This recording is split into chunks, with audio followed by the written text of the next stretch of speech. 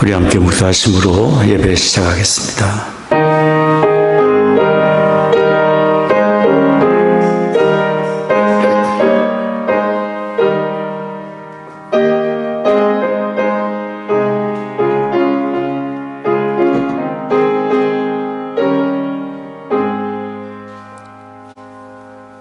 우리 영혼이 여호와를 바라며 저는 우리의 도움과 방패시로다. 우리 마음이 저를 즐거워하며 우리가 그 성호를 의지한 연고로다. 여호와여, 우리가 주께 바라는 대로 주의 인자 하심을 우리에게 베푸소서. 존귀하신 아버지 하나님, 구원의 은혜를 베푸시며 우리의 기도를 들으시며 의의 길 선한 길로 인도하시며 하나님의 영광의 도구로 우리를 삼기를 기뻐하시는 아버지 하나님, 우리에게 베푸신 은혜를 인하여 감사와 찬송을 드립니다. 오늘 저희들 주의 부르심 받아 이처럼 모여 예비합니다. 이곳에 주의 거룩하신 영으로 임재하시사 홀로 존귀와 영광을 받으시옵소서. 우리 드리는 찬송과 기도와 묵상이 아버지 하나님께 다 연락되기를 원합니다. 우리 주 예수 그리스도의 거룩하신 이름으로 기원하옵나이다. 아멘.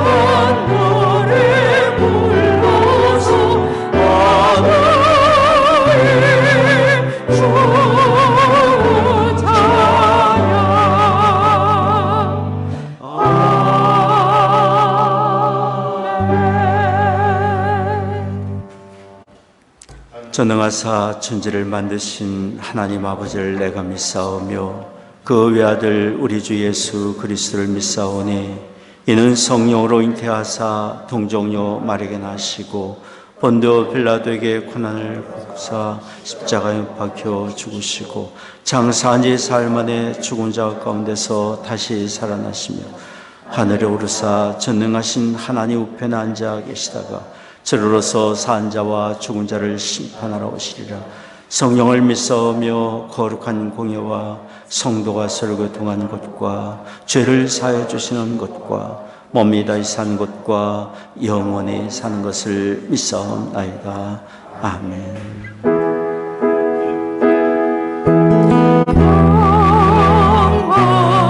하나님의 평강이 당신의 삶에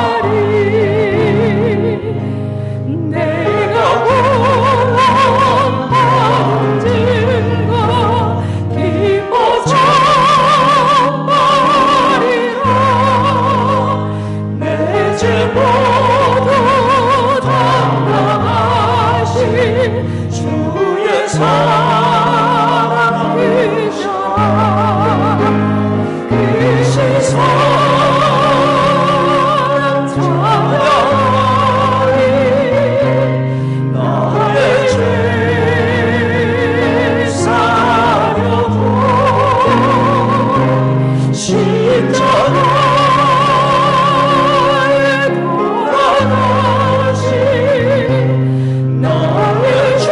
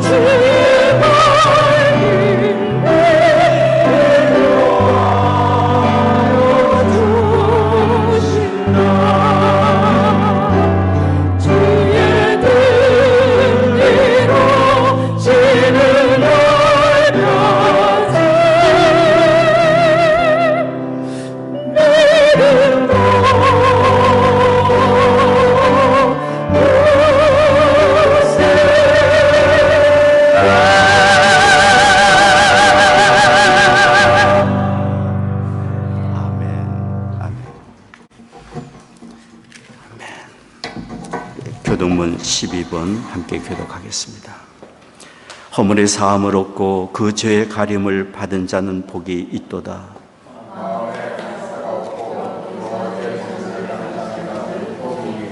내가 토설치 아니할 때에 종일 쉬는 함으로 내 뼈가 쇠하였도다.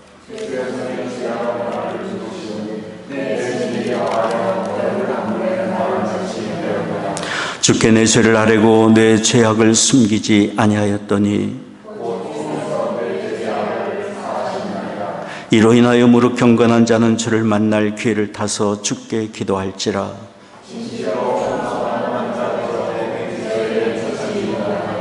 주 나의 은신 처이오니 환난에서 나를 보호하시고 너의 의인들아 여호와를 기뻐하며 즐거워할지어다. 아멘.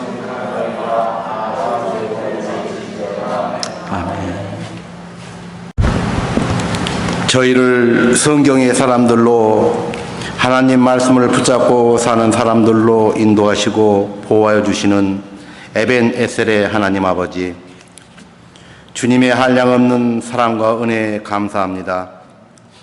오늘도 저희들에게 거룩하고 복된 성의를 허락하시고 온 마음과 뜻과 정성을 다하여 예배드리게 하심에 감사합니다. 지난 한 주간 주님의 얼굴을 애면한 채 없어질 세상 욕심을 쫓아 분주히 살다가 이제 회개와 두려움으로 주님 앞에 나와 머리 숙여 회개하며 용서를 구합니다. 예수 그리스도의 보혈로 깨끗함 받게 하시어 성결과 거룩함의 삶 살아가도록 인도하여 주시옵소서. 주님, 우리의 믿음의 삶 가운데 많은 일들이 힘들고 어려움 가운데 있을 수 있습니다. 그때마다 십자가의 고통과 지옥을 참고 죄와 죽음을 이기시고 부활하신 우리 주님을 묵상합니다. 그 보혈의 능력이 저희를 고난과 어려움에서 이겨내게 하시고 또한 이런 고난과 역경을 통해 성숙하고 지혜롭게 하시며 힘들고 어려움을 통해 하나님을 의지하는 믿음을 깨우쳐 주시고 단련시킨 후에 정같이 나오게 하시어 복음의 산 증인들로 하나님의 창조와 섭리를 이루는 파수꾼들로 세워주게 하실 줄 믿고 감사를 드립니다. 전능하신 하나님 아버지, 모자교 교회와 저희들을 통하여 새로운 일들을 이루어 가시길 원하시는 주님, 저희가 주님의 합당한 모자교 교회의 권속들이 되길 원합니다. 주신 사명, 소명 잘 감당하는 공동체와 저희들 되게 하시고 서로 합력하여 선을 이루어 주님의 형상 닮아내는 저희들 되게 하여 주시옵소서.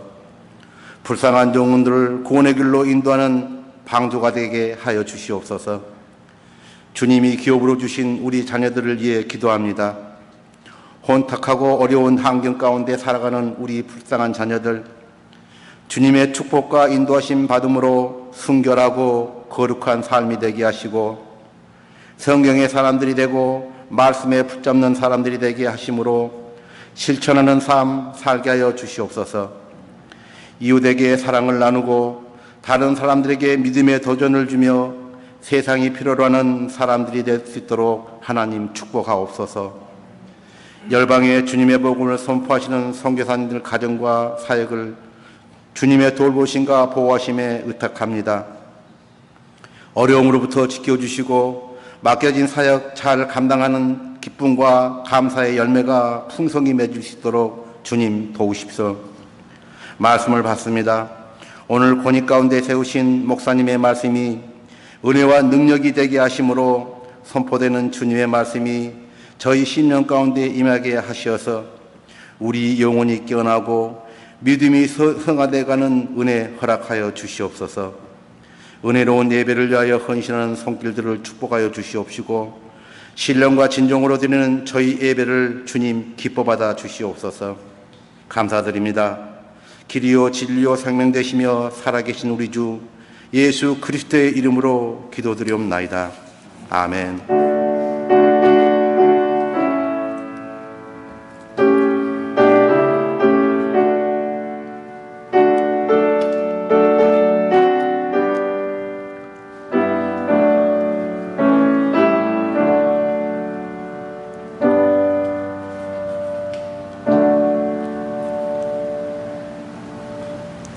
오늘 저희들에게 주신 하나님의 말씀은 사도행전 9장 1절로 5절입니다. 사도행전 9장 1절로 5절입니다. 사울이 주의 제자들을 대하여 여전히 이업과 살기가 등등하여 대제사장들에게 가서 다메섹 여러 해당에 갈 공문을 청하니 이는 만일 그 돌을 쫓는 사람들을 만나면 물론 남녀하고 결박하여 예루살렘으로 잡아 오라 함이라. 사울이 행하여 다메섹에 가까이 가더니 호련히 하늘로서 빛이 저를 둘러 비추는지라. 땅에 엎드려져 들이매 소리 있어 가라사대 사오라 사오라 내가 어찌하여 나를 핍박하느냐 하시거늘 대답하되 주여 니오시니까 가라사대 나는 네가 핍박하는 예수라. 아멘. 주님의 말씀입니다.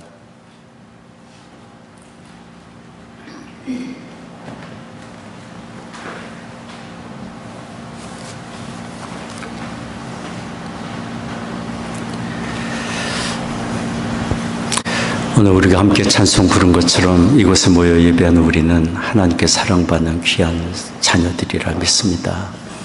우리의 예배를 또한 하나님이 받으시고 또한 기뻐하시리라 믿습니다. 오래전에 토요일마다 한글 학교를 운영하고 또한 뮤직 아카데미를 개설해서 학생들에게 피아노 또 여러 악기들을 가르치던 그런 사역을 한 적이 있습니다. 어느 토요일이었습니다. 초등학교 한 1학년쯤 되는 어린아이가 제 사무실에 찢어진 종이를 들고 찾아왔습니다. 종이를 보여주면서 뭘 만들다가 이렇게 찢어졌다고 했습니다. 스카치 테이프가 있냐고 얘기를 했습니다. 한국말로 저한테 그렇게 또박또박 얘기를 해서 제가 그 아이의 종이를 받고 테이프로 예쁘게 붙여줬습니다. 그랬더니 이 아이가 뒤돌아가면서 저한테 참 잘했어, 좋았어 그러더라고요. 그래서 제가 나가는 아이를 불러서 다시 앞에 서게 해서 얘기를 했습니다. 어른한테 말할 때는 참 잘하셨어요, 감사합니다 그렇게 말하는 거야. 그랬더니 이 아이가 다시 나가면서 이렇게 말했어요. 응 알았어. 끝까지 한국말로 또박또박 말하는 아이가 참 귀여웠습니다. 그러면서 생각이 드는 것이 영어권에서 성장하면서 한국말을 배운다는 것이 참 쉽지 않다. 많은 노력과 열심이 필요하고 또 옆에서 가르치는 부모의 수고, 선생님들의 수고가 참 크다. 그런 생각이 들었습니다.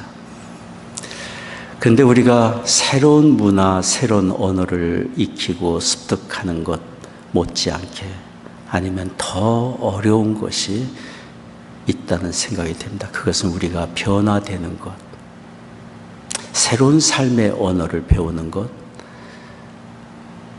변화되는 것이 참 쉽지 않다는 생각이 듭니다.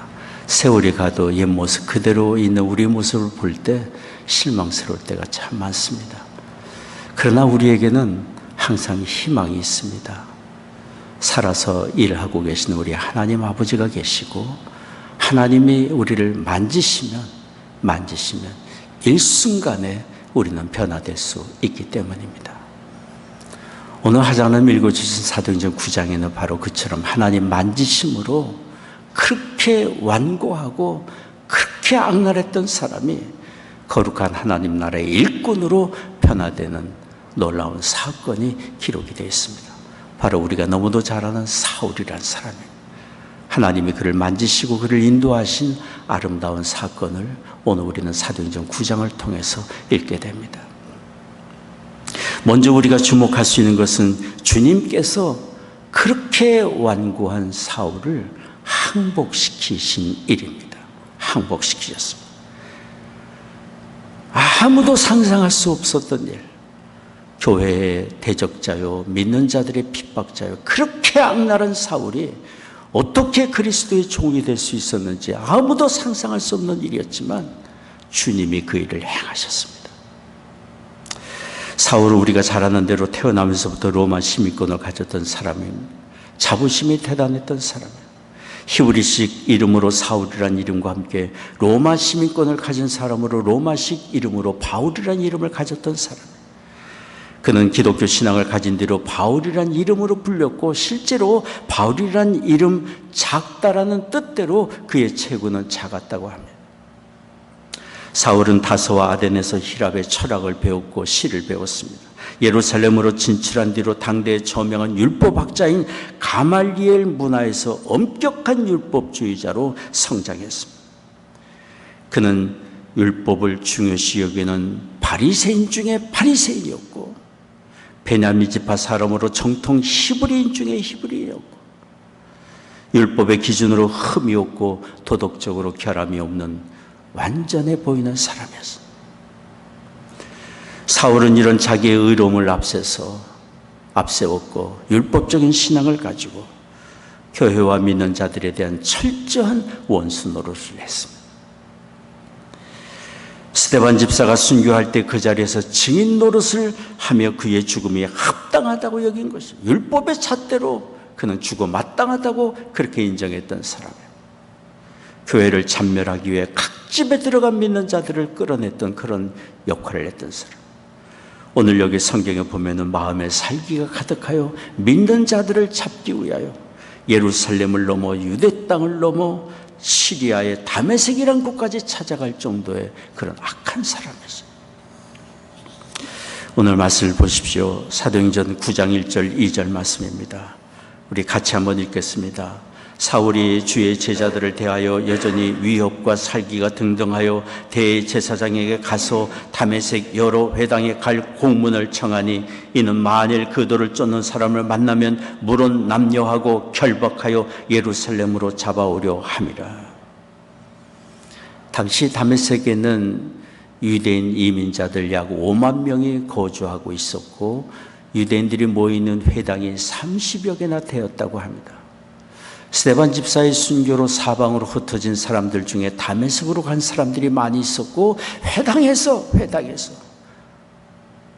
죽임당하신 예수는 하나님의 아들이고 다시 사셨고 구원의 주님이란 사실을 흩어진 그리스도인들이 증거했습니다. 그 소문이 예루살렘 땅에까지 전해지게 되었고 사울은 그들을 체포하러 다메섹까지 찾아오게 된 것입니다.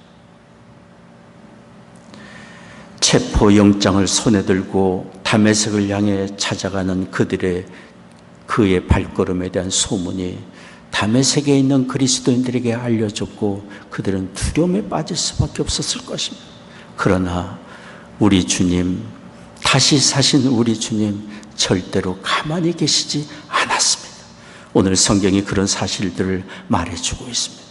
사울이 그리스도를 대적하고 믿는 자들을 핍박하여 악을 행하면 행할수록 우리 주님은 그를 더욱 가까이 추적하시고 또 추적하셨어요. 예루살렘으로부터 다메섹까지는 걸어서 약 일주일이 걸리는 거리였다고 합니다. 사울이 예루살렘을 떠나 세겜을 지나 갈릴리 지역을 지나 갈 때도 주님은 침묵하시고 그를 추격하셨습니다. 그러다가 사울이 거의 다메섹에 다다를 때에 그를 붙잡으셨어요. 오늘 말씀 사도행전 9장 3절을 보십시오. 사울이 행하여 다메섹에 가까이 가더니 큰 악을 저지를 그 도시에 가까이 이르게 될 때에 호련히 하늘로서 빛이 저를 둘러 비치는 줄. 주님의 빛은 그에게 멀리 있었던 것이 아닙니다. 항상 그의 곁에 있었습니다. 그러나 그가 큰 악을 저지르기 직전에 다메섹에 가까이 이르기 직전에 호련히 주님의 빛으로 그를 감싸버리고 말이죠. 사도행전 26장 13절에 보면 사울은 훗날 그가 변화가 된 이후에 그때 자기를 비췄던 빛이 얼마나 강렬했든지 햇빛이 가장 밝은 정오였은 그때의 해보다 더 강렬한 빛이 자기를 둘러쌌다고 고백했습니다. 주님은 사울을 추적하셨고 때가 되자 그를 붙잡으신 것입니다. 호련히 자기를 비추는 강렬한 빛에 사울이 땅에 엎드러졌습니다. 두려움에 떨었습니다. 그때 우리 주님의 사도행전 9장 4절 오늘 읽은 말씀에 말씀하셔서 사울아 내가 어찌하여 나를 핍박하느냐. 교회를 핍박한 것은 교회를 공동체를 핍박한 것이 아니라 주님을 핍박하시고 교회를 세운 주님을 핍박한 것이고 성도들을 괴롭힌 것은 성도들을 괴롭힌 것으로 끝난 것이 아니라 그를 찾으시고 구원하신 예수님을 핍박한 것임을 이야기하십니다. 사울이 누구시냐고 물었습니다. 주님이 사도행전 9장 5절에 말씀했어요. 나는 내가 핍박하는 예수라. 내가 핍박하는 예수라.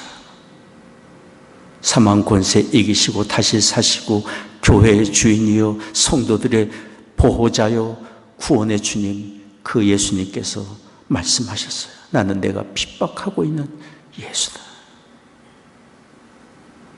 그날 사울은 예수님께 붙들렸고 예수님께 항복하지 않을 수 없었습니다. 항복하지 않을 수 없었던.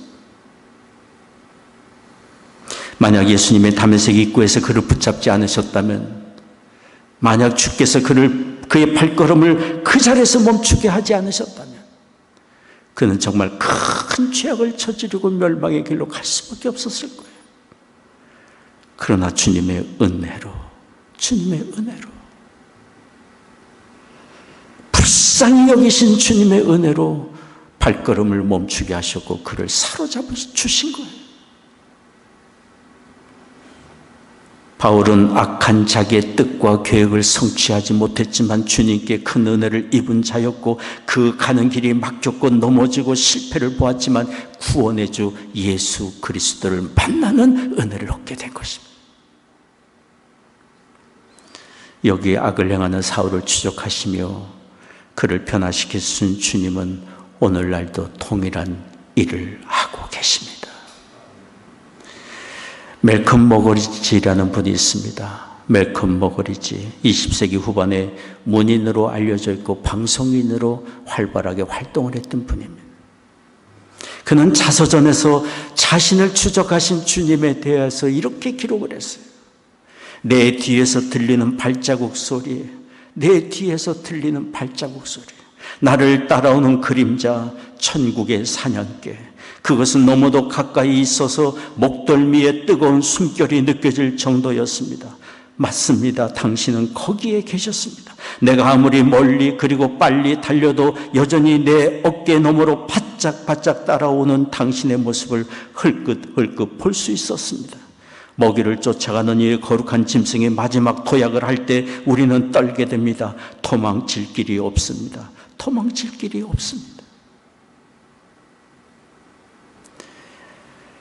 멜컴 머거리지는 결국 주님께 붙들렸고 주님께 항복한 사람이 되었고 성경의 사람이 되었습니다. 얼마나 그가 성경을 읽고 또 성경을 읽으며 자기를 만나주시고 죄악의 길로 가는 자기를 붙들어 주신 주님의 은혜에 감격해 살았는지 수없이 성경을 읽었습니다. 그가 가지고 읽고 있는 성경 중에 가장 많이 줄이 쳐져 있고 떨어지는 눈물방으로 젖어 있는 성경 구절들은 복음서예요. 복음서. 예수 그리스도의 행적이 기록된 복음서, 특별히 예수님이 받으신 고난에 대해서 십자가의 사건을 기록한 페이지들에 그의 눈물 자국에 얼룩져 있다고 합니다.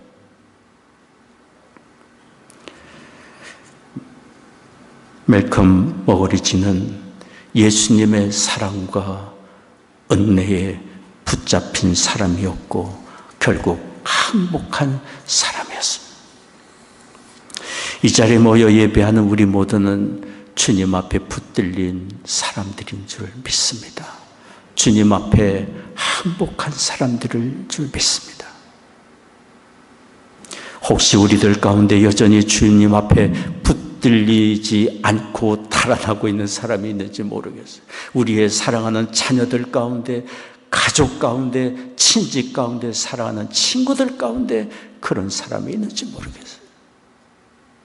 여기 성경의 사울처럼 나는 도덕적으로 흠이 없고 나는 괜찮게 살고 있고 나는 잘 살고 있다고 스스로 자유하며 살고 있는 사람이 있는지 모르겠어요. 그러나 예수님과는 상관이 없고, 예수님과는 상관이 없고, 주님이 날마다 그 심령의 문을 두드리고 계시지만 그 음성 외면하고 살고 있는지 모르겠어요.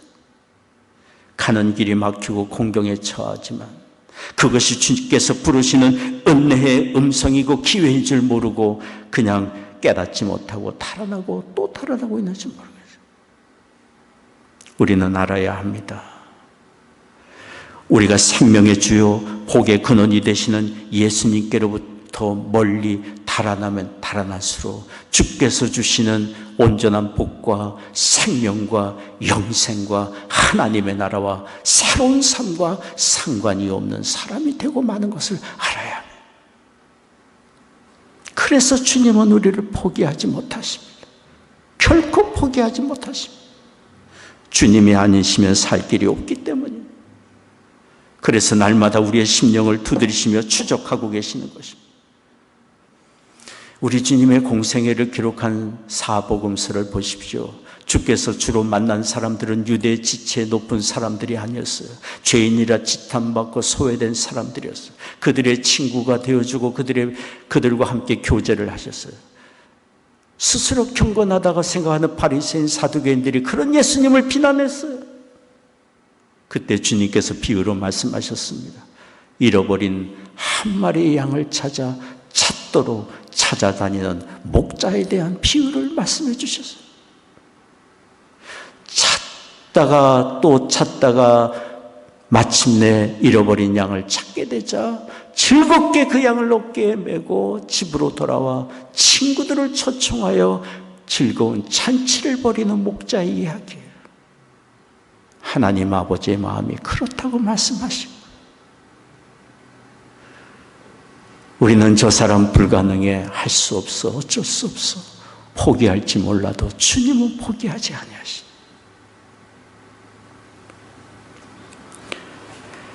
그러므로 우리를 찾도록 찾으시는 주님의 마음을 알고 주께서 부르실 때 주님 앞으로 나와야 합니다. 이것이 우리 인생 여정에 있어서 우리 모든 사람이 반드시 취해야 될 가장 중요한 선택이고 결단이고 우리의 과업입니다. 인생의 아까운 시간들을 도망치고 방황하는데 허비해서는 안 됩니다.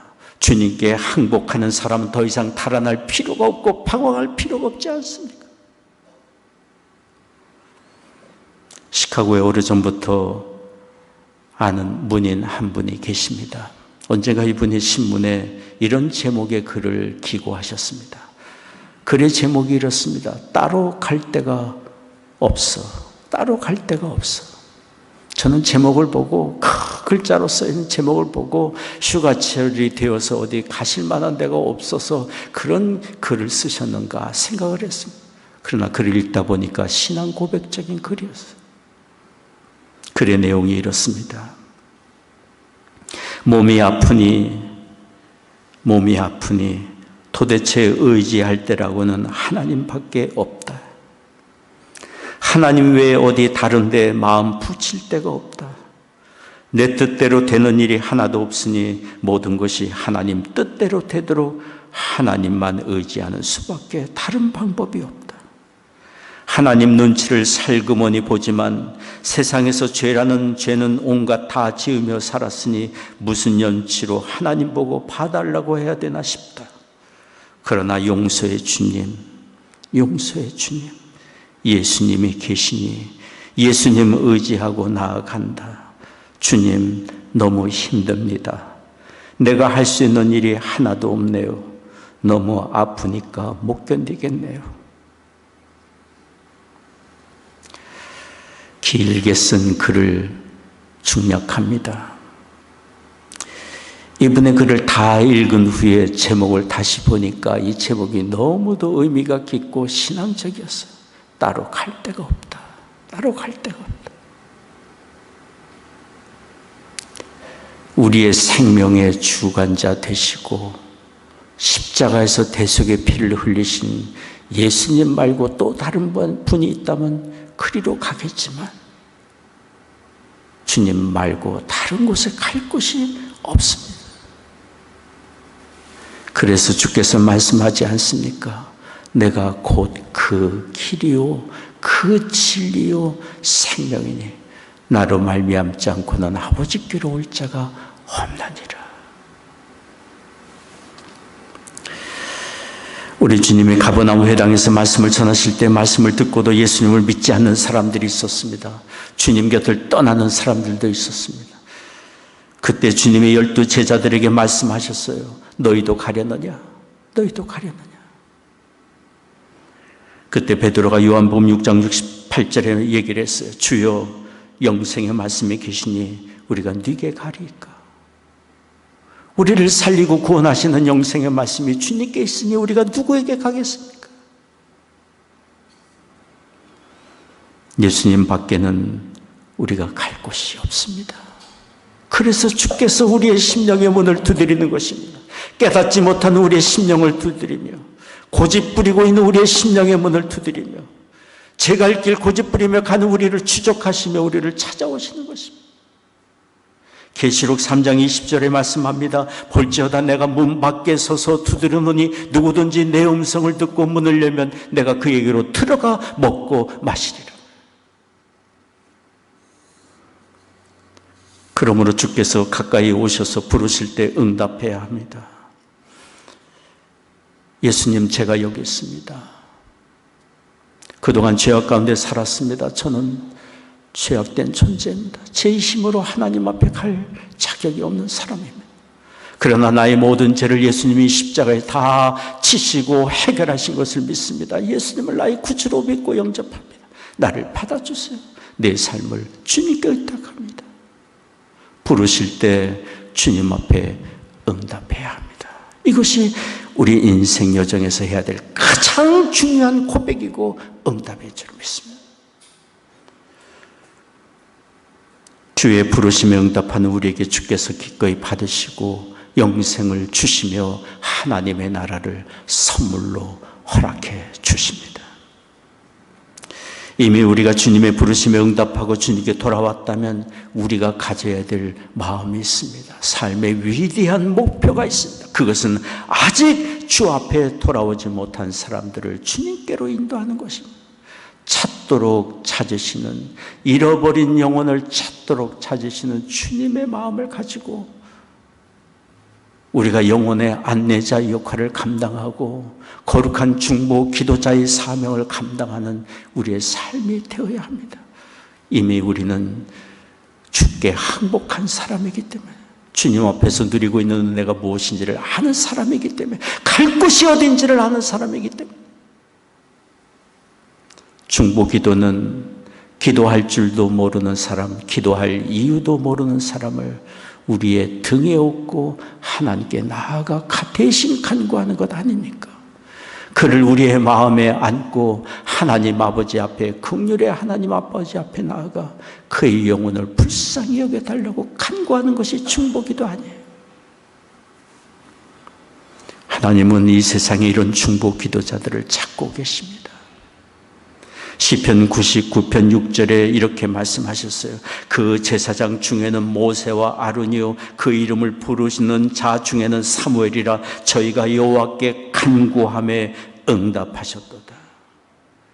여기 모세, 아론, 사무엘은 모두 중보 기도자들이에요. 하나님을 거역하고 불신과 죄악에 빠진 동족을 위하여 대신 간구하는 사람들이었어요. 하나님이 그들의 기도를 들으시고 응답하셨다고 기록하고 있습니다. 오늘날 우리가 자녀를 우리의 품에 안고 기도하고 우리의 가족과 친구를 품에 안고 하나님 앞에 중보 기도할 때, 우리가 결단코 이 기도를 포기하지 않을 때 하나님께서 마침내 응답하시는 것을 우리가 보게 되리라 믿습니다.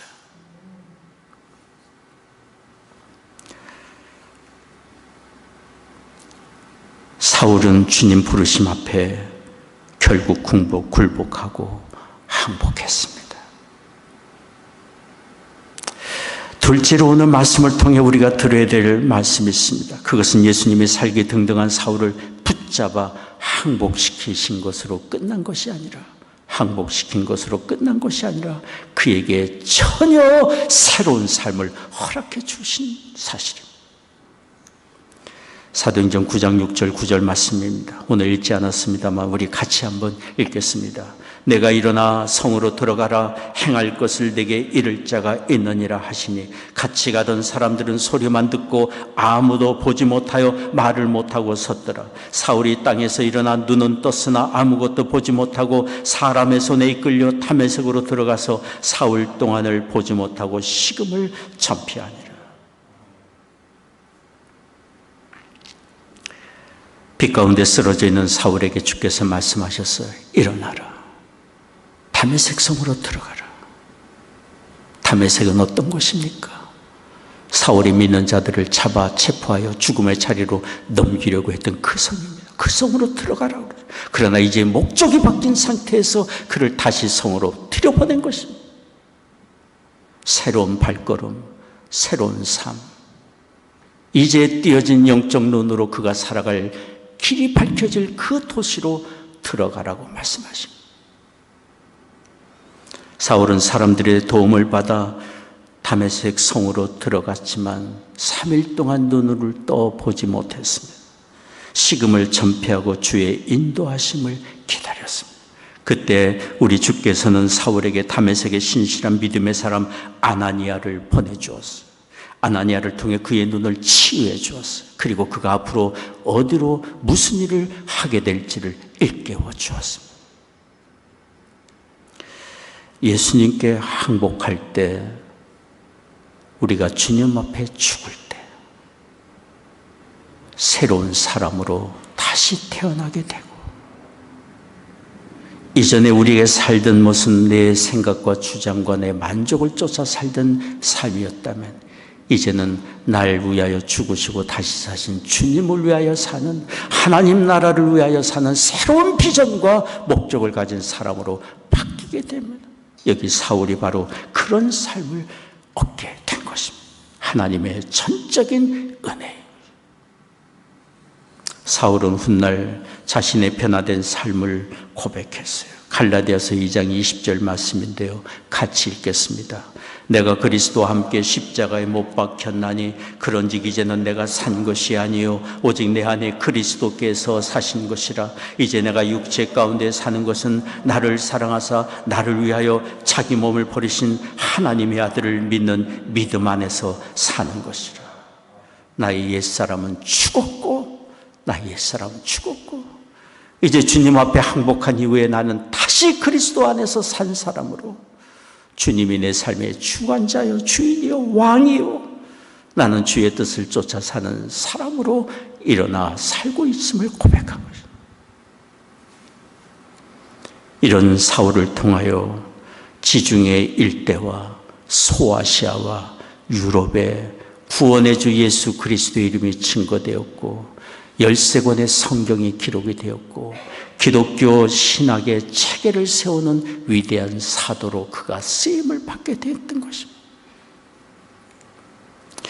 사울이 자기의 의와 고집과 자기 뜻과 욕망대로 살 때는 그리스도와 교회의 핍박자요, 대적자요, 사람을 죽이는 자요, 어둠의 권세에 총노릇하는 소모적인 사람으로 살 수밖에 없었지만, 그러나 그가 예수님께 항복하여 주의 뜻을 쫓아 예수님을 왕으로 모시고 살게 된 이후에 그는 사람을 살리는 자요, 세상의 빛과 소망의 사람으로 풍성한 생산적인 삶을 사는 사람으로 바뀌게 된 것입니다.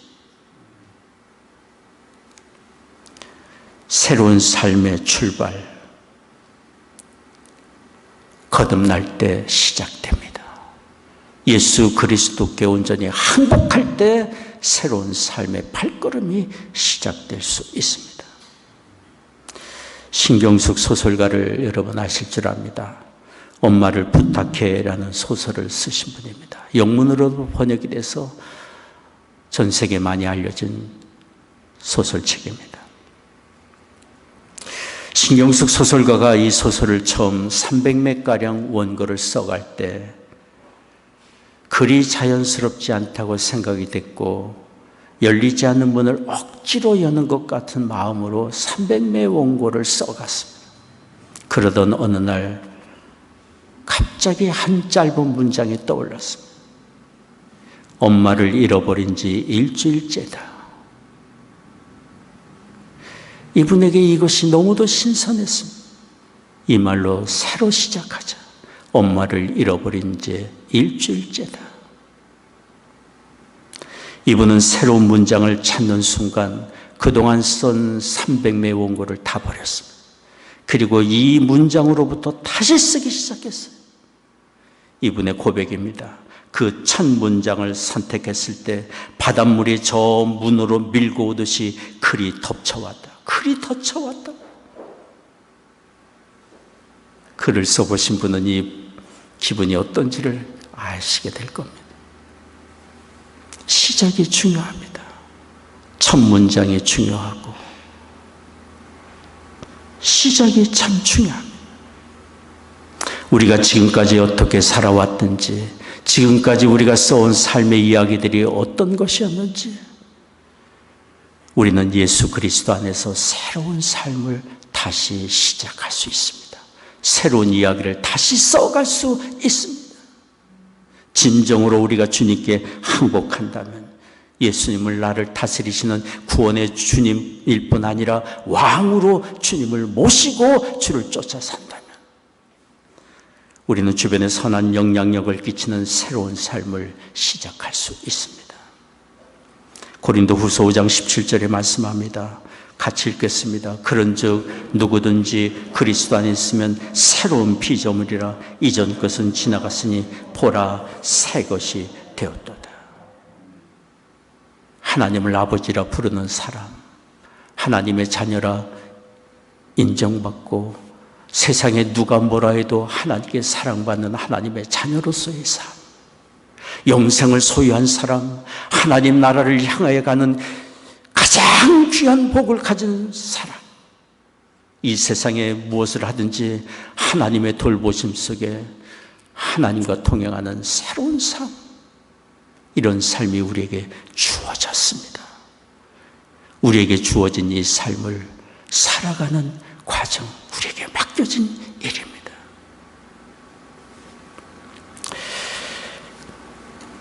강용우 박사님, 여러분 다 아실 줄 압니다. 미국의 5,400만 명에 이르는 장애인들의 복지 향상을 위해서 정책을 개발하고 자문하는 역할을 하는 국가장애인 정책 차관보로 일을 하셨던 분입니다. 이분은 13살 때 친구들과 축구를 하다가 그만 시력을 잃었습니다. 그런 역경 속에서도 미국 피츠버그 대학에서 맹인으로 최초로 박사학위를 받았고, 미국 대학교 교수로 국가 고위직 지도자로 쓰임을 받았습니다. 많은 책을 쓰시며 사람들에게 용기와 소망을 주었습니다. 탁월한 강연자이기도 했습니다. 오래전에 제가 목회하는 현장에 학생들의 졸업식 때 강용우 박사님을 초청했습니다. 앞을 보지 못하시는 가운데서도 얼마나 논리정연하게 학생들에게 믿음의 길을 제시하고 용기와 소망을 주는지 지금도 그 음성이 생생합니다. 강용우 박사님이 이처럼 시각장애인이었지만 주변에 선한 영향력을 끼치고 아름답게 산 것은 서근옥 여사, 아내 되신 서근옥 여사의 훌륭한 내조와 헌신 까닭임을 우리가 부인할 수 없습니다. 아내신 서근옥 여사가 처음 결혼을 하려고 할 때 주변의 반대가 컸다고 합니다. 결혼 문제를 놓고 기도할 때 주님께서 이런 음성을 들려주셨다고 해요. 내가 돕지 않으면 그 사람 누가 돕고 누가 성공시킬 수 있겠느냐. 주변의 만류를 다 뿌리치고 주님의 음성을 받아들이고 주님의 인도하심에 순복하여 결혼을 했고 일평생 남편의 눈이 되고 손이 되고 발이 되어 주었습니다. 강 박사님이 죽음을 앞둔 시점에서 이런 편지를 아내에게 남겼습니다. 시각장애인의 아내로 살아온 그 세월이 어찌 편했겠습니까? 항상 나를 위해 베풀어 주기만 한 당신에게 잘해주지 못해서, 좀 더 배려하지 못해서 너무 많이 고생시켜서 미안합니다. 나의 어둠을 밝혀준 촛불인 당신 사랑합니다. 사랑합니다. 사랑합니다. 강용호 박사님 부부는 주님의 뜻에 굴복하여 살며 서로의 지팡이가 되어 주었고 서로의 앞길에 등불이 되어주며 함께 사셨습니다. 우리도 이렇게 복된 삶을 살 수 있습니다. 이미 우리는 새로운 삶의 자리로 부름을 받은 사람들이기 때문에 우리를 부르신 구원의 주, 생명의 주 예수님께 온전히 항복하고 주님께 우리의 삶을 내어드리며 왕으로 예수님을 모신다면 우리의 삶의 현장에 이처럼 세상을 밝히고 주변을 밝히는 하나님의 사랑과 은혜의 등불의 역할을 감당할 수 있으리라 믿습니다.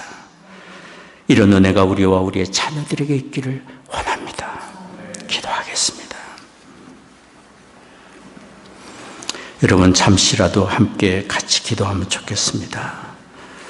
주님과의 관계를 여러분 한번 깊이 생각해 보시고 부르시는 주님 앞에 굴복하고 항복했는지 주님 앞에 진지한 기도를 드리시기를 바랍니다.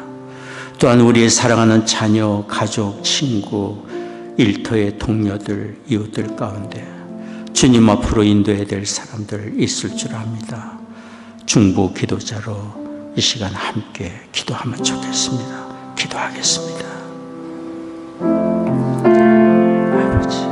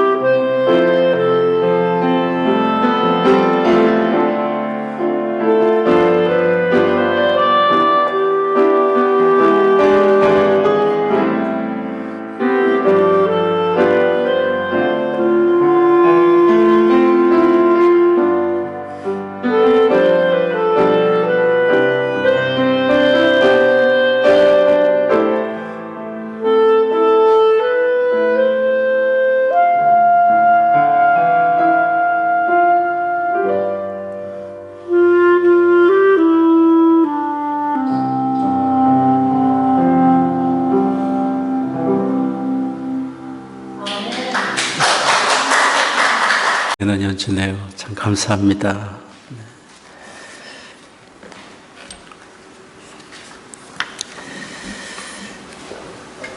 예, 지난주 말씀드린 대로 통신 성경 공부 구약이 지난주로 마쳐지게 됐고요.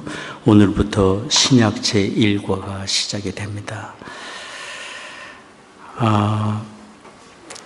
만우벤 식당을 경영하시는 김홍순 집사님, 식당에서 화상을 입으셨습니다. 지난 식당을 좀 크로스 하셨다가 일주일 전에 다시 이제 오픈을 하셨는데요. 잘 치료가 돼가고 있는 중입니다. 한 2주간 더 햇빛을 봐서는 안 된다라는 의사의 권고가 있어서 외출을 지금 금하고 있는 중입니다. 김홍순 집사님 위해서 중보기도를 부탁드립니다. 다른 광고는 주보를 참조해 주시기 바랍니다. 우리 자리에서 기립하셔서 함께 찬송하겠습니다.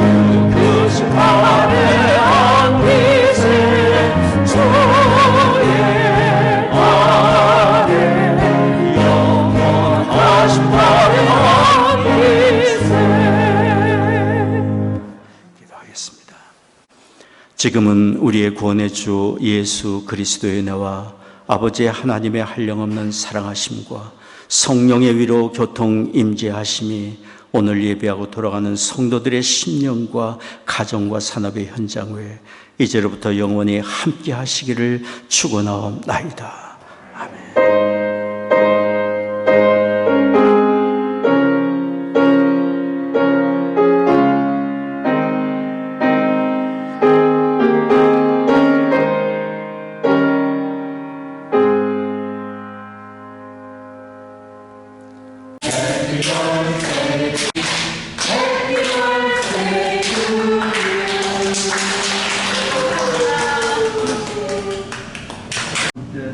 예배드리고 함께 식탁을 나누면서 기도합니다.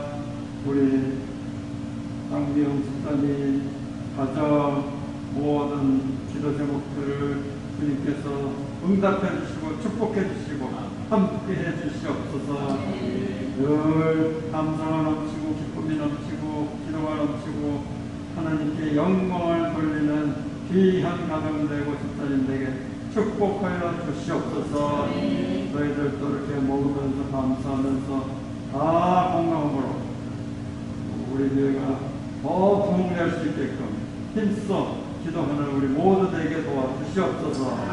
예수님의 이름으로 감사기도합니다. 아멘.